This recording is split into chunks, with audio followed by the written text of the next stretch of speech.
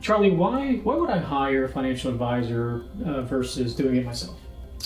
I honestly think that there are people smart enough, very educated, we see it all the time, that could probably do a lot of it themselves, right? But the key thing that separates, anytime you have a situation where emotions are involved, do we generally make the right decisions, especially if it's with our money? Probably not, right? You're going to ask your friend, you're going to ask your, relative, you're going to maybe even ask professional, because when emotions come into things, you generally don't make the best decisions.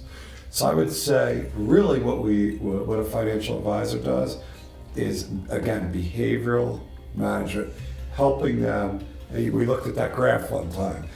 People are euphoric when they're at the top, when the market's at the top. When it's at the bottom, they're feeling very negative, right? Great, yeah. Well, what should you buy when it's at the bottom?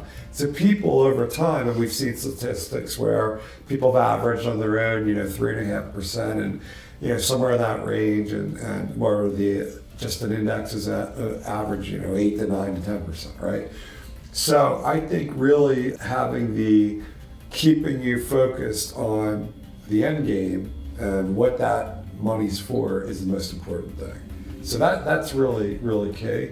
Do I think that people can get educated and learn and really understand a lot of this? Yeah, but there's going to be a lot of time you have to put behind it, and to have the same resources, that we have with technology and things like that. It's hard to find all that. So I do want to be, state that it's really that behavioral management, making sure the client, stays with the plan is the key aspect there.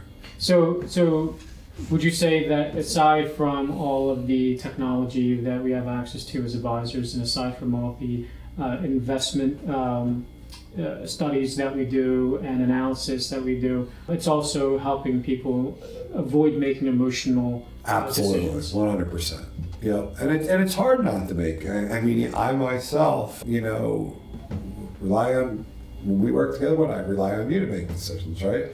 So because I might say, oh my God, I buy into the hype and the market's going to explode, and I'm like, wow, I'm not going to touch this money for 20 years. So maybe it's a good time to actually get some good deals, right? So it's always hard when it's your money, I think. So I think that's where bringing an outside point of view and outside somebody that can be objective on the situation makes it all the difference.